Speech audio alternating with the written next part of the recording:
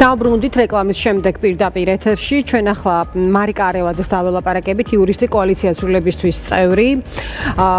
თქვენ იცით როგორ განვითარდა მოვლენები სასამართლოს მაყურებელს მიმართავ სასამართლოს ეზოში, ეს ამსახველი კადრები ნახა ჩვენმა მაყურებელმა და მარიკა არის სწორედ ერთ-ერთი მათ შორის, ვინც წუხელი იყო ადგილზე და ყვება იმასთან დაკავშირებით, რომ მასზე იძალადეს, გამოიძახა პოლიცია, თუმცა რეაგირება არ ყოფილა, ხო? უფრო მეტი შეგვიძლია მისგან გავიგოთ მეტი დეტალი შესახებ. მარიკა, გამარჯობა, მადლობა რომ მონაწილეობ ჩვენს ეთერში. რა შეგიძლია, რომ რა ინფორმაციის მიწოდება შეგიძლია მაყურებლისთვის, საჯაროდ გავრცელებული ინფორმაციაც უნდა იყოს ძიების ინტერესის საგანი, ხო, როგორც ცნობილია. გარდა იმისა, თქვათ რა კადრებიც იხილა საზოგადოებამ და თქვენ ასევე საუბრობთ რეაგირების არქონაზე. რა მოხდა და რა სიტყვით ამ დრომდე, რომ უთხრათ მაყურებელს რა მოხდა წუხელ? მადლობა მოწვევისთვის.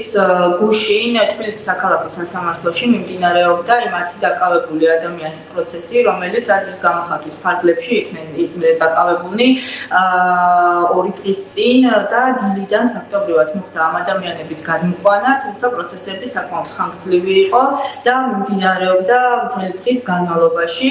როდესაც უკვე ერთ-ერთ პირს ჰქონდა შეფარდებული ადმინისტრაციული პატიმრობა, საღამოს 10-ის ნახევარი იყო დაახლოებით, რომ მოვიკითხე თუ სად იყო, რომელ იზოლატორში იყო, რომ შესაბამისი ყურადღება მიგვექცია, აღმოჩნდა, რომ ეს ადამიანი ისევ დაყოვნებული ყავდა სრულიად უსაფუძვლოდ სწორედ საქალაქო სასამართლოს სარდაფ საკანში, რის შემდგომაც მე იქ ადგილზე იმ მომენტში ვახორციელებდი კომუნიკაციას როგორც საპატრულო პოლიციასთან, ასევე მოსამართლის აპარატთან იმისათვის, რომ ეს საკითხი მოგვარებულიყო და ადამიანის ეს მიმართეს არა ადამიანური მოხრობა გაჩერებულიყო, შეჩერებულიყო და მომხდარიყო მისი დროული გადაყვანა იზოლატორში. რა დროსაც ძალადობის მორიგ ეპიზოდს ჰქონდა სასამართლოს მანდატურის წარმომადგენელი. ეს ვიდეო გადაღების შემდეგ იწყება მარიკა ეს ძალადობა, რომელზეც თქვენ საუბრობთ, ეს საუბარიც ისმის პრინციპში. მე რასაც ვადევნებდი თვალს, მთელი დღის განმავლობაში არაერთი ფაქტი იყო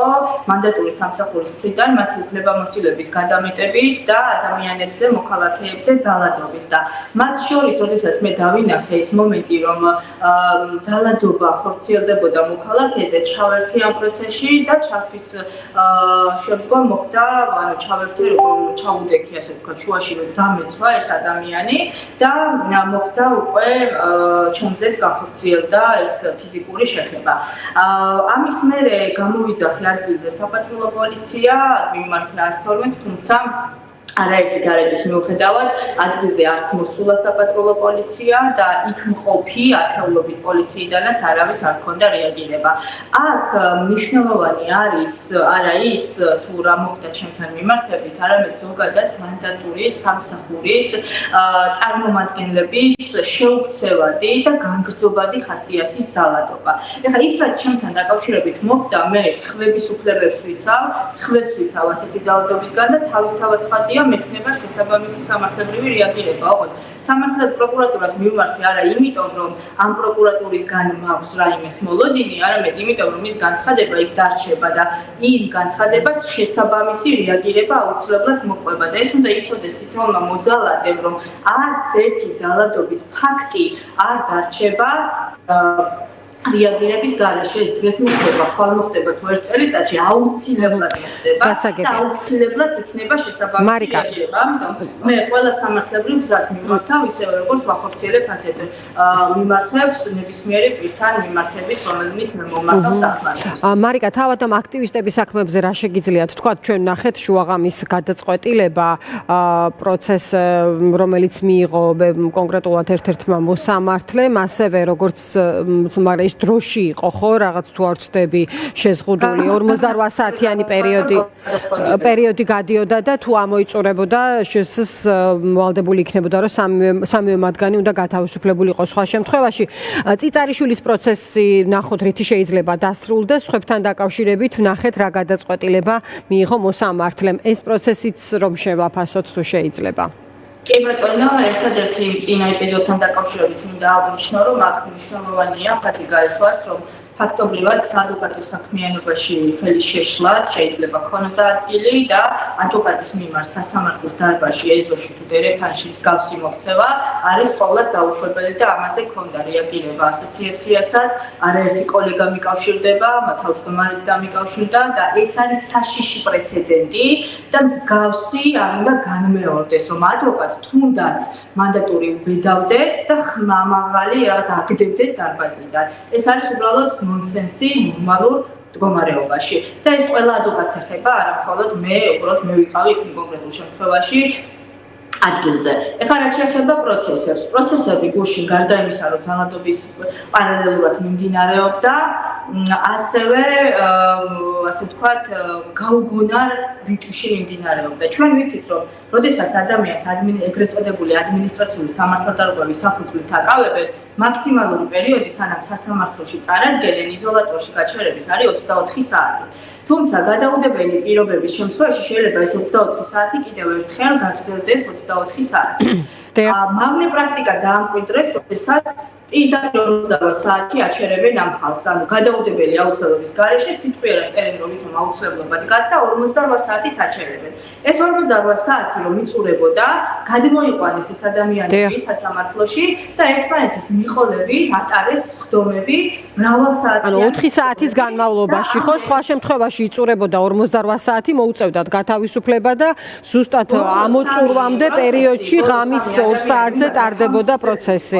იმიტომ რომ მათ 48 საათი ამოეწურათ, თუმცა დარბაზიდან სხდომა არ დაასრულა მოსამართლემ და ღამის 3-ის ნახევარზე მოხდა გადაწყვეტილების გამოცხადება. ეს ყოველ წარმოუდგენელი ამბავია, რა საჭიროება იყო იმის ჯერ ერთი ჩვენი მოქმედი კანონმდებლობით 6 საათის შემდგომ, ანუ სამუშაო საათების დასრულების შემდგომ მხარეების, ანუ როგორც შსს წარმომადგენელის, ისევე ადვოკატის თანხმობაა საჭირო იმაზე, რომ პროცესი გაგრძელდეს და ამ ტიპის პროცესებში არათუ ადვოკატის თანხმობა, პირიქით ადვოკატები შუამდგომლობებს აყენებენ და ვაყენებთ, რომ სხდომა გადაიდოს, იმიტომ რომ არასამუშაო საათებში გადადის, მაგრამ ჩვენ აქ არა გვაქვს სამართლებრივი მოცემულობა და სამართლებრივ პროცესში არა ვართ. ეს ადამიანები მართლა სამართალდამხმარებლები არ არიან, მათ დევნიან აზრის გამოხატვის თავისუფლების გამო, ეს ადამიანები და ასე ვთქვათ, იქ მყოფი ვიზეთ ძალადობა ხორციელდება თუ პროცესები მიმდინარეობს თუ სასამართლო ტარდება, მართლა სასამართლო ხომ არ არის.